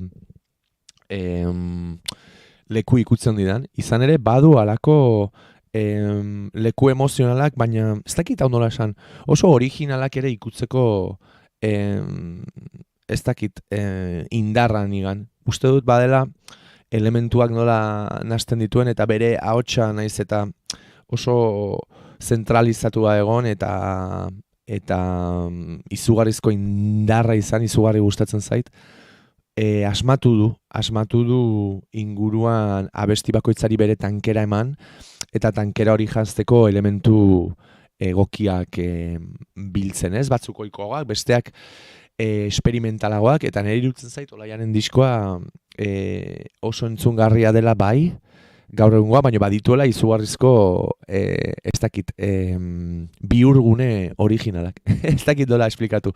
Baina oso proposamen originala irutu zait, eta biztan da jendeari ere ala irutu zaiola, hortxe da bilako laia, bidea egiten, kontzertuan dana jotzen, eta egia esan alako diskotzar batek merezi duen bidea egiten, ez da? Beraz, eskerrik asko Edurne, Olaia Intziarte gurera ekartzatik, hemendik gomendia handi bat, entzule guztioi, oraindik ere ezagutzen ez badezue, eta aurrera goazea Edurnek ze ekarri nahi izan digun, bigarren kantu kutxun bezala. Bueno, oraingoan atzera joko dut klasiko batekin, Nina Simonen kantu bat hautatu dut, pila bat gustatzen zaidalako, beti da oso berbizitagarria Nina Simonen edozein diska, eta oraingoan hautatu dudan kantua da, barkatu nire ingelesa, baino Ain't Got No edo I Got Life. Iruditzen zait guztiz ere eserki bat, gainera berak ere momentu batean asko landu zuen protesta bestia edo bere borroka arrazializatuarekin zerikusia zuen gaitegi hori guztia, baina hau iruditzen zait ere eserki bat guztiz unibertsala, uste dut bete-betean eman zuela honekin, eta niri indar pila bat ematen didan abesti bat da. Zer esan Nina Simoneri buruz ez da? Agian Edurnek indarra hitza aipatu denean, niri ere hitz hori etortzen zait lehenik eta behin burura Nina Simoneren figura aipatzen denean, ez dakinarentzat, Nina Simon jakin abeslari, kompositore, piano jole, jazz, blues, soul eta rhythm and blues bezalako estilo anitzak landu zituen, ez dakit, figura universal eta izugarria dela, eta gainera Edurnek aipatu duen bezala ezaguna da ere abeslari izateaz gain, giza eskubideen aldeko aktivista izateagatik, ez? Nik ere lotzen dut Nina Simoneren ahotsa eta kantua beti ere protestari lotuta, ez? Ereserki asko ditu Nina Simonek, hoietan ziurrenik feeling good izango da, jendeak ezagutzen duena, pelikula askotan ere azaldu delako, baina Ain't Go No, I Got Life, Edurnek aipatu digun hori entzuteko desiratzen dago, izan ere, oraintxe bertan ez dakit zeinereta. Beraz Edurneren bigarren kantu kutxunari segika, hementxe dugu Nina Simoneren Ain't Go No, I Got Life.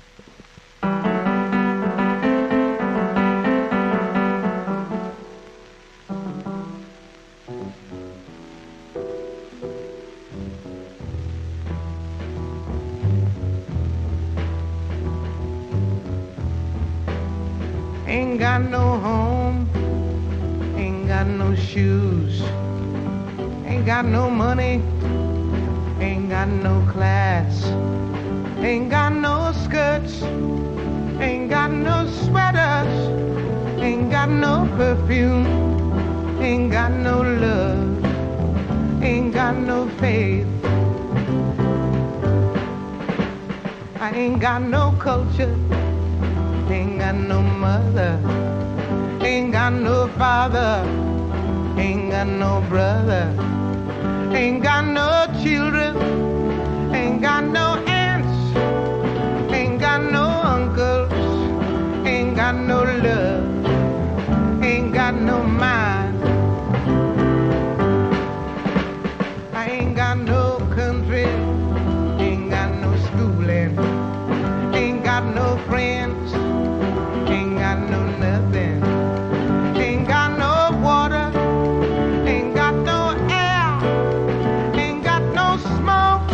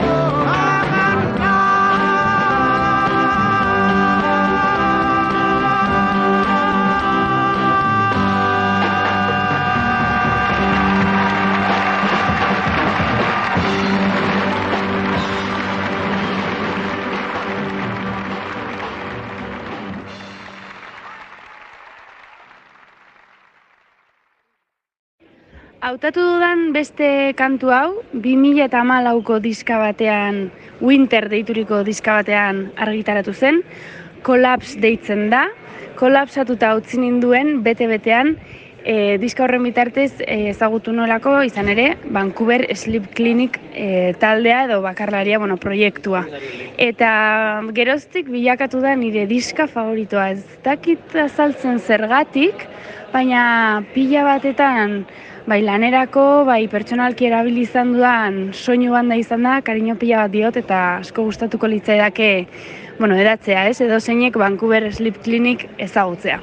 Ez dakinarentzat jakin Vancouver Sleep Clinic, VSC, Australiako talde badela, eta gainera oso...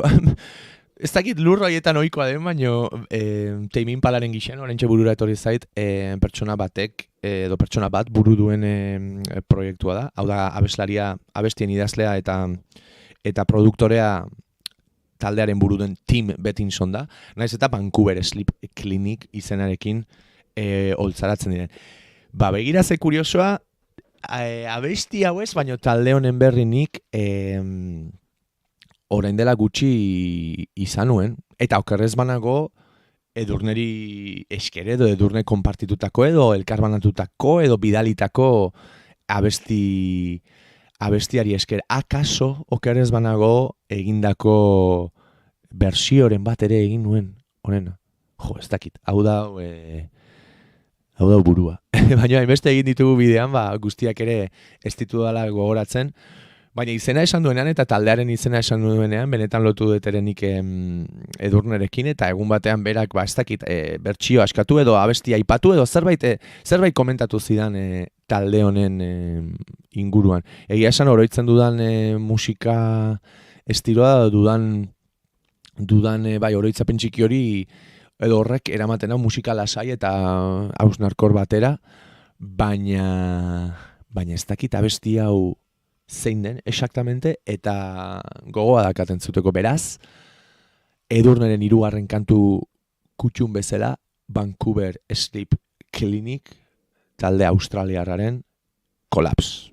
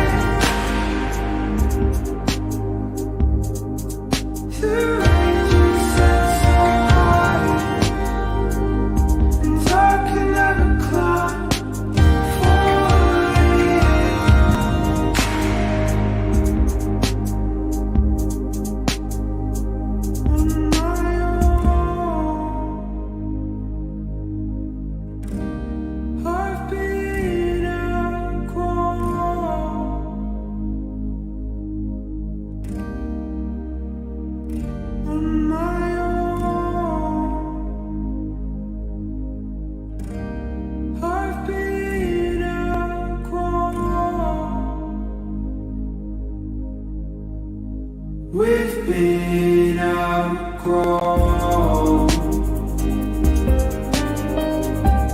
We've been outgrown.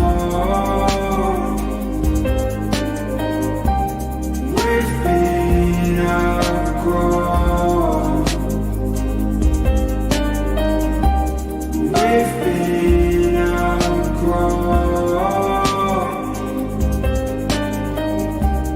We've been outgrown.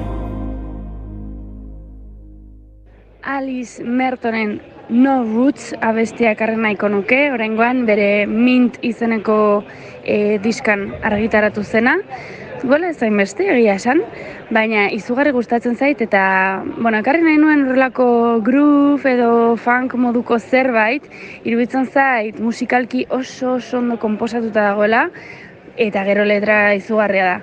Eta uste dut energia aldatzen duela abesti honek. Beraz, edozein momentutan behar baduzu horrelako astindu bat, abesti hau da super egokia. Mila esker, Edurne, Alice Merton gure erakartzagatik eta astinduak behar ditugunean ere musika hor prest eduki dezagun zure gomendioa emateagatik. Hemen interneten frikeatzen ari nintzen eta Alice Merton 83. urtean jaiotako 29 urteko emakumea alemaniar bada. Alemaniatik dator, eta begira hemen dio Edurnek gomendatu digun No Roots abestiari esker barkatu lortu zuela sona edo nazioarteko sona. Hementxe diskografiari begirari naiz, eta bi album ditu, bi album, eta Edurnek aipatzen zuen Mint horretaz gain, Sides deituriko beste album badu, eta beraz, ibilbide labur, baina potentea duen artista europearra da, eta nik ezagutze ez dudanez, eta nola ezagutze ez dudanean gogoa eta nola esan interesa areagotu egiten den, abestia entzungo dugu. Azken abestia entzun baino lehen Edurnek agur bat bidali nahi izan dugu, beraz, entzun dezagun. Mila esker, Gartxot. Plazer hutsa eta ohore bat izan da zure programan egotea. Laster arte. Orea gurea izan da, Edurne, beraz zuri ere eskerrik asko eta eskerrik asko ekarri dizkiguzun abesti puskak gure ideario kolektibo eder honetan sartzeagatik, eta, jendeak ja baditu beste laukantu kutxun nahi duenean eta nahi duen tokira bidaiatzeko. Beraz, mila esker Edurne, eta laizter izango gara. Eta zuri entzule, mila esker bestaldean egoteagatik, eta urrengo astean ere hemen izango gaituzu jendearen laukantu kutxun zeintzuk diren ezagutu eta gozatzeko. Beraz, entzun egingo du Alice Mertonen No Roots abestia. Urrengo astera arte. Aio!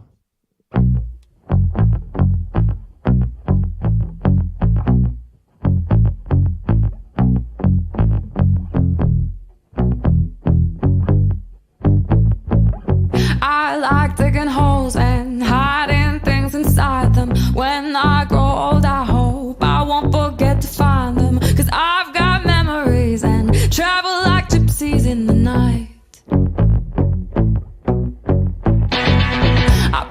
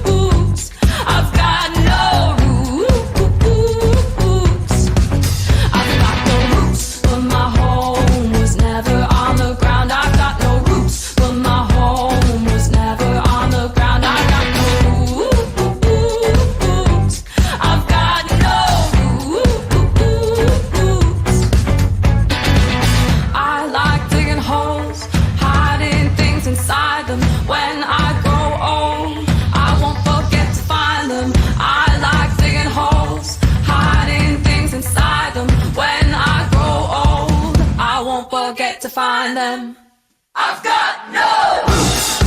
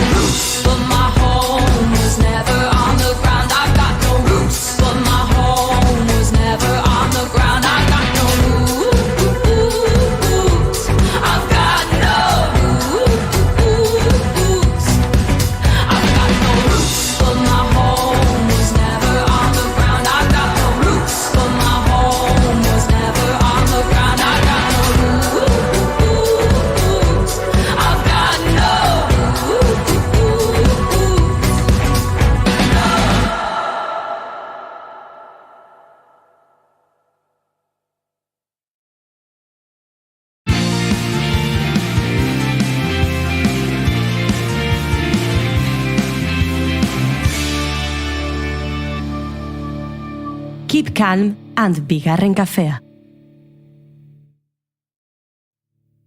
Do you want me or do you not? I heard one thing, now I'm hearing another.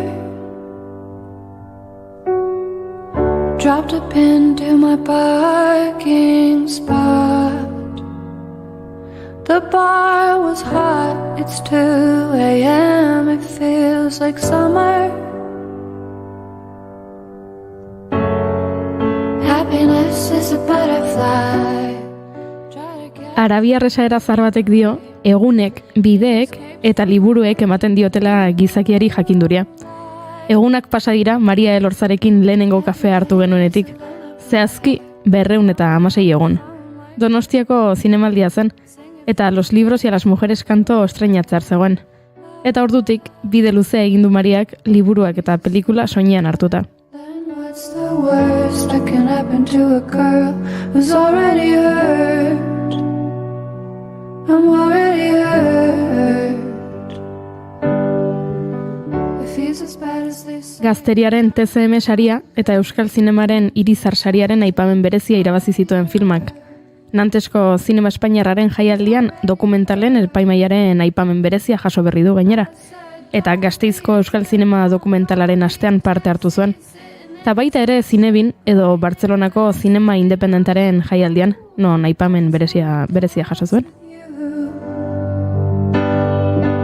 Hollywood and Bonnie Black Rabbit in the alley. I just wanna hold you tight down the avenue. Orain zinema aretoetara iritsiko da, eta aitzaki horrekin Maria berriro gonbidatu dugu kafetxo bat hartzera. Arratsaldeon, Maria. Kaixo, arratsaldeon. Bueno, aipatutako hiriez gain, askoz gehiago ere aipa genitzake, adibidez, baztekit Rotterdamgo nazioarteko zinemaldia, Logroñoko Los trabajos y las noches jaialdia. Zenbat buelta ez da, pelikula honekin? Bai, zenbat buelta eta zenbat post, pelikulak bidaiatzen duen bakoitzean, badaki publiko berrietara iritsiko dela eta bere bidea egiten jarraituko dela, ezta? Baduzu horrela kutxunen bat, jaialdi kutxuren bat edo estreinaldi bereziren bat? Bueno, noski lehenengo estreinaldiak beti dira zirrara gehien sortzen dutenak, ez? Donostian gainera nien bizita estreinatzeak emozio handia eman zidan, eta Rotterdamekoak ere bai horrek esan nahi duenagatik, ez? Eta asko jarraitu izan dudan jaialdia delako, baina asko gustatzen zait baita ere hiri txikietara joatea, ez? Logroñora, eta pentsatzea ez dala bakarrik hiriburuetan ikusiko filma, baizik eta beste bazter batzuetara ere ailegatuko dela. Orain zinemaretoetara iritsiko da, esan dugun bezala, eta egun hauetan buru belarri zabiltza aurkezpenekin. Atzo Bilbon, gaur arratsaldean Errenterian, 8 laurden gutxitan, okerrez banago, urduri zaude? Bai. Bai, apur bat urduri banago, beti azkenaldian esaten dut, ez? Jaialdi batean pelikula aurkezten duzunean beti bazaudela nolabait babestua, ez? Jaialdiak pelikula nolabait legitimatzen duelako eta baita ere kontestu bat ematen diolako. eta zine areto komertzialetara joatea pizkat bizitza errealera ateratzea delako. Baina bestalde, pelikulak badu asmo divulgatibo bat, nolabait, badu publiko orokorrera iristeko asmoa, eta zentzu horretan, kartelera normalean egoteak ere ilusioa egiten dit, Bihar Iruñean, ostiralean Donostian, larunbatean Gasteizen, igandean berriro ere Gasteizen, badakigu gainera pelikula Zornotzan, Ermuan, Oñatin, leku askotan ikusi ahal izango dugula, hori ere bada arrakasta ez da, jaialdietako sariez gain? Bai, alde batetik arrakasta, eta bestetik ere bada lan haundi baten fruitua, ez? Eta zintzu horretan ere Txintzua Film, Zeteztetxeak ere horregin du lanketa bat, ez? Eta esportzu bat, pelikula leku hoietara guztietara eramateko. Eta aprobetxatuko dut baita ere spam momentu hau esateko, hemen hiriburuetan egingo dituan aurkezpen hauetaz gain, ez? Donostia, Iruñea, Bilbo, egun konkretu hauetaz gain, ostiraletik ostegunera karteleran egongo dela baita ere, ez? Eta beste emanaldi horiek ere egongo direla.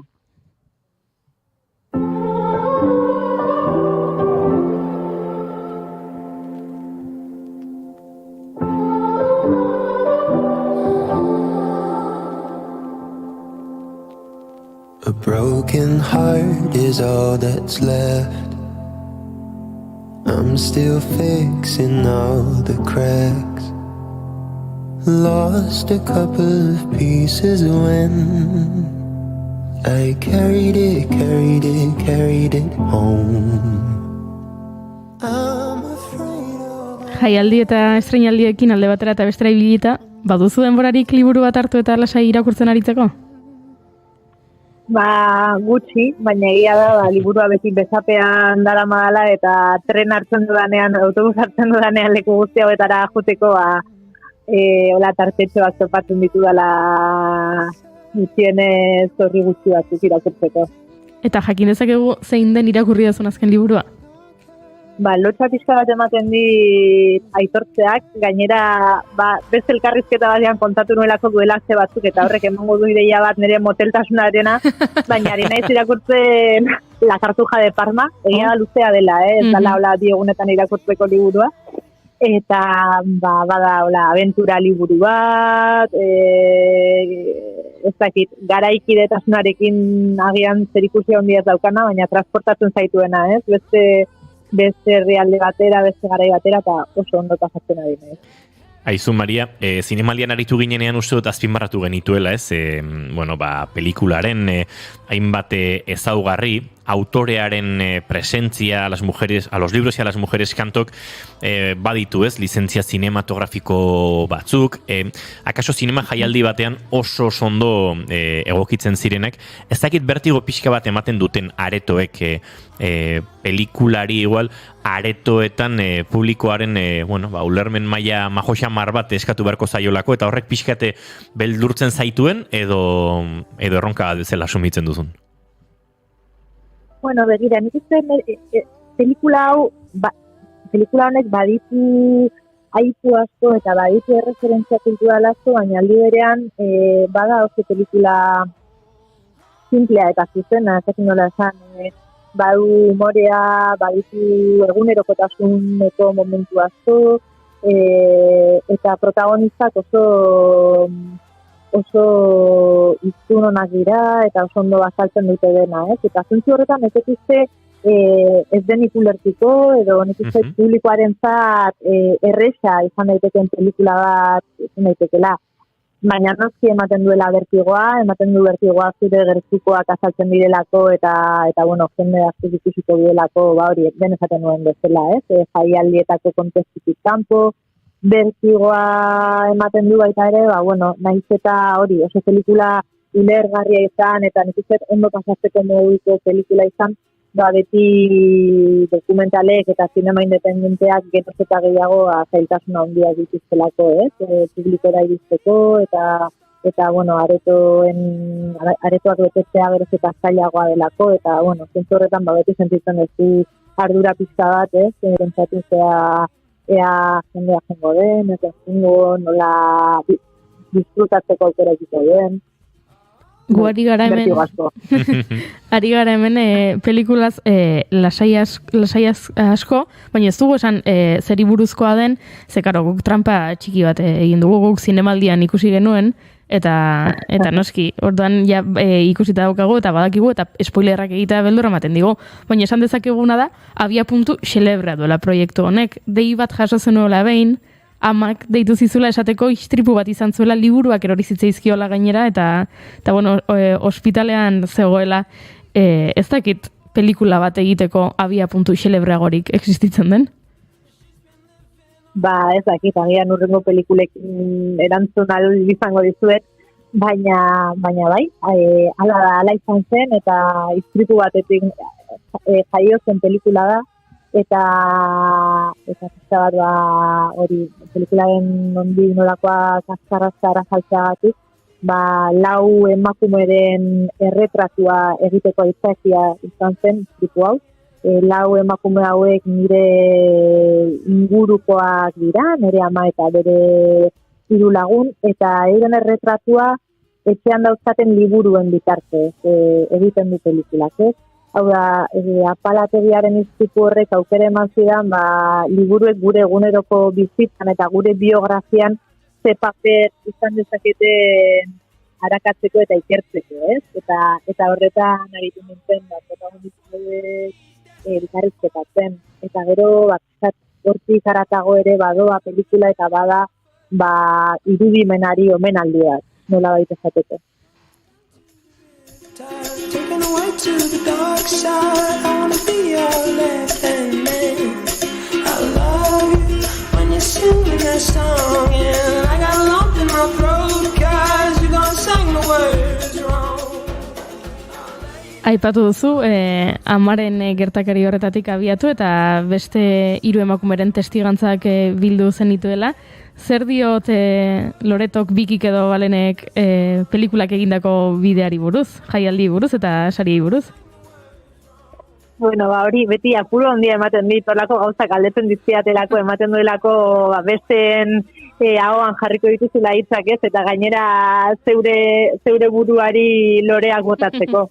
Orduan, bueno, hori lotxa pixka bat ematen dit horri erantzuteak. Nik uste dut, Loreto batez ere agian, bueno, eta nere ama ere emozionatuta daudela, eta hor etorri dira Donostian egin diren saioetara, pelikula laguntzera, ostiralean ere hemen izango dira protagonista guztiak pelikula laguntzen, nik uste nolabait erretratu fidela dela iruditu zaiela, ez uste euretako inork sentitu duenik traizioa egin diodanik, uste dut, bueno, disfrutatu dutela pelikula, nolabait, euren pasioa pantailan ikustea lortu dutela, eta gero nik uste dut, ni bezala harrituta daudela, pelikulak genuen ibilbide handiarekin. Hemendik, bigarren kafetik, besarkada bero bat bidali nahi zugu eta zorte hon estreinaldiekin eta datozen egunekin. Mila esker eta besarkada handi bat bueltan zuei ere bai. Eskerrik asko, Maria. Azkeneko gauzatxo bat, zinemaldian Maria koparritu zizkigun horri markatzaile batzuk, pelikularen horri markatzaileak, eta nik dena galtzen dut, adibidez, aste honetan nire nortasun agiria galdu dut, baina jakin dezazula, 216 egun hauetan ez dudala horri markatzaile hori galdu. Hau poza. Nik ez dauka meritu asko, Maria, nik ere ez dut galdu, baina esango banizu nire irakurketa ohitura ze mailatan dagoen, etzenuk inungo lotxarik sentituko zuk, ze lotxarik sentitu behar dut. Baina nik ere markagailua lokalizatuta daukat, beraz zure opari ondo gordetzen ari gara. Eskerrik asko. Zaino asko eta kakapila. Agur. Eskerrik asko, agur. As the years went slowly by, Eta arratsaleko 6ak ere hurbiltzen ari zaizkigun honetan, George Johnson, He Stopped Loving Her Today kantuarekin agurtuko dugu saioa. Hain zuzen ere, Nashvilleen hiltzen gaurko egunez, Honky Tonkaren, aitzindari horietakoa, naiz eta kantu goxo eta iaia balada giroan ere, asko sortu zituen, 70ko hamarkada inguru horretan, 70ko hamarkadaren amaieran ere, arrakasta itzela lortu zuen, eta tira, gaurko egunez hiltzen, 2013an, 81 urterekin, esan da bezala, Nashvilleen, bertan ere bere kantu asko nahiko mitikoak dira, Tennessee Whiskey eta bestelakoen bertsioak ere grabatuta dituelako. George Johnson kantuenekin, agurtuko dugu gaurkoa, Gartxotun zain letona, ondo bidean datorren asteazken erarte. Oida, mi esker, dagoren arte. Goiuri ez eizaran, diazu bihar arte. Bihar arte. Eta zuek entzule, nahi baduzu behintzat, arratsaleko 4:05 gu hementxe izan gora, naiz irratian, bigarren kafean, izan ondo, aio! I went to see him just today. Oh, but I didn't see no tears. All dressed up to go away. First time I'd seen him smile in years. He stopped loving her today.